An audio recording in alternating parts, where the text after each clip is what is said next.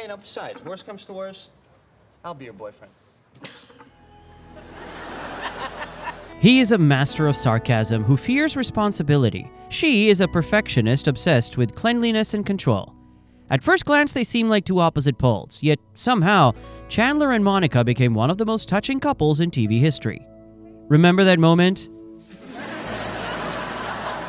Look, Monica.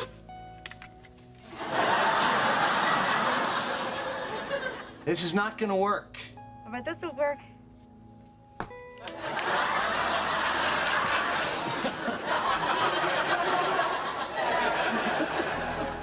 You are so great. I love you.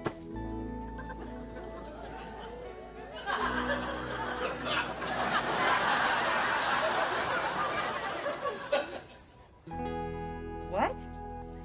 This scene lacks perfect words or staged romance. Instead, it was something real. But how did two such different people, an anxious joker and a neurotic neat freak, build a relationship that survived infertility, relocations, and adopting twins? Why do psychologists call their union surprisingly healthy despite their quirks? Today we'll explore how humor replaced therapy for them, why Monica didn't suffocate Chandler with her control, and why their couple is a model relationship. You know, kind of the same lines as, say, I don't know, having a third nipple. You have a third nipple? You bitch. Let's start with this. Their story didn't start with love at first sight, but with years of friendship. Chandler and Monica were part of the same group for a long time, but everything changed in London. There, far from their usual environment, they unexpectedly saw each other in a new light. Whoa, whoa, whoa, what's going on? You and I just made out. You and I are making out? Well, not anymore. A casual fling turned into something more. I'm getting married today! Yeah, you are! Do you think you knew I was here? Step by step, they transitioned from friends to partners who decided to take a risk and give their relationship a chance. To put it simply, the secret lies in their unique balance. Monica, with her drive for perfect order, could have overwhelmed anyone with her energy. But Chandler, a master of irony and light chaos, became her counterweight. He didn't try to change her, but softened her perfectionism with jokes, while she in turn taught him responsibility without reproach. Roughly speaking, this isn't a story of perfect people. It's a story of two imperfect halves, finding in each other what they lacked. You know, that night meant a lot to me, too. And it wasn't because I was in a bad place or anything. It just meant a lot to me because you're really hot. Is that okay? That's okay. Turning their weaknesses into strength. Why do opposites attract? The answer lies in the complementarity theory, developed by psychologist Robert Winch in 1958. According to this concept, partners with opposing but complementary traits often form more stable and harmonious unions. Instead of competing, they fill each other's blind spots, creating balance. A prime example is Chandler and Monica. Her organization and need for control are perfectly offset, but his spontaneity and ironic outlook.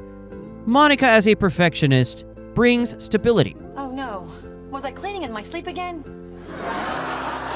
while Chandler, with his impulsiveness, teaches her to relax. I'm not great at the advice. Can I interest you in a sarcastic comment? Some cheese. And this isn't just a nice story, it's backed by science.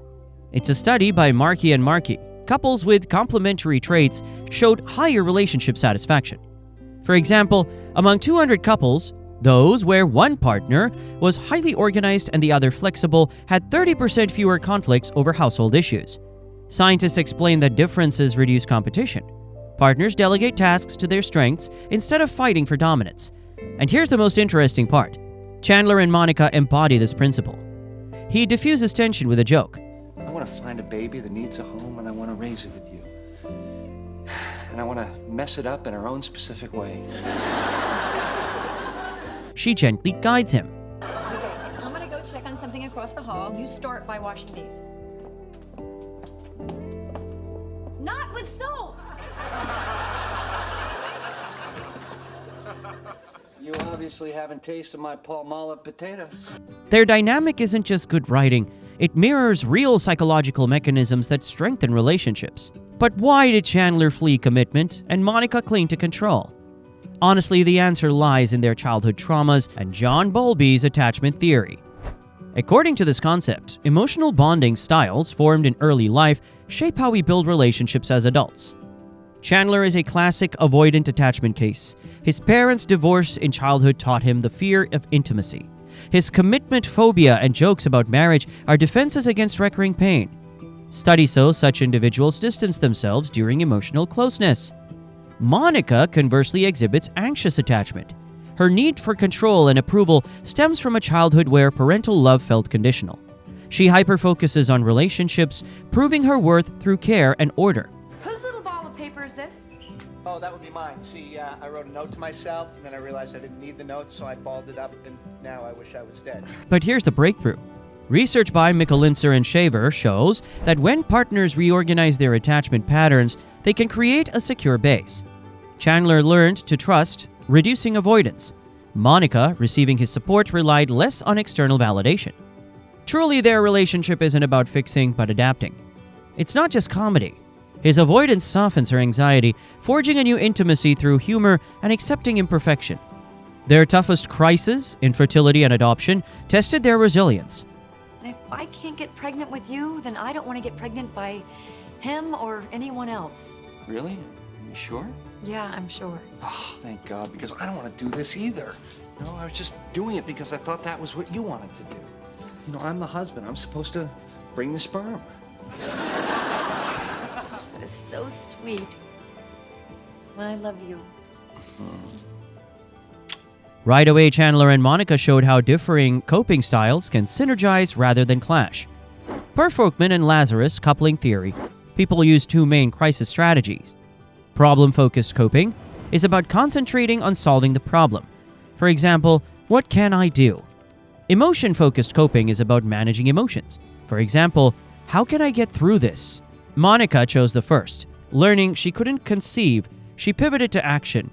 Her pragmatism, though anxiety-driven, fueled solutions. Chandler leaned on the second. His humor erased tension. I mean, think about it. Right now, somewhere out there, our baby could be being conceived. Wait, if we're lucky and we're really, really, really quiet, we may be able to hear the sound of a condom breaking. Transforming pain into survival jokes. And this is where it gets interesting. Research by Keltner confirms couples blending both strategies handle crises better. In a study of 150 couples experiencing pregnancy loss, those pairing problem solving with emotional support had 40% fewer conflicts. Chandler and Monica mirrored this.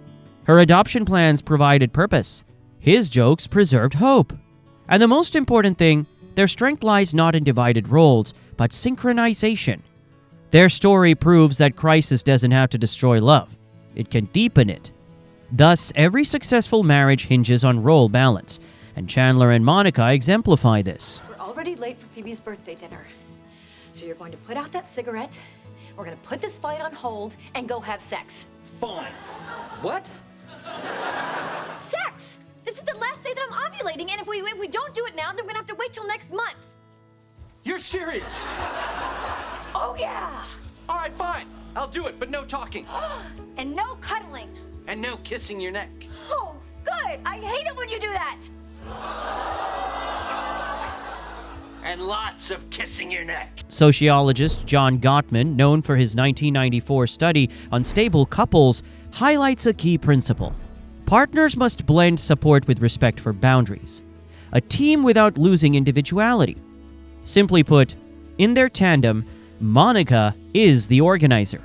Her perfectionism turned Chandler from a commitment phobe into a reliable husband and father. Crucially, she guided without impressing him. Chandler became the mediator. His humor eased her anxiety. When Monica obsessed over nursery decor or a 10-person menu, he joked to remind her life isn't just plans, but spontaneity. We're really excited about getting this process started. Because we love kids. Love them to death. Well, not actually to death. That's just a figure of speech. We love kids the appropriate amount. As allowed by law. Gottman calls this role fine-tuning. Long story short, In his study of 700 couples, those mixing clear roles with emotional flexibility had an 86% success rate. Chandler and Monica intuitively found this. She handles logistics. He maintains an emotional climate. Yet in major decisions like adoption, they unite as equals. And that's not even all. Their secret isn't avoiding conflict, but overcoming it. Monica doesn't remake Chandler. He doesn't mock her need for order. Instead, they transform differences into assets, proving love isn't about perfection, but growing together while staying true to oneself.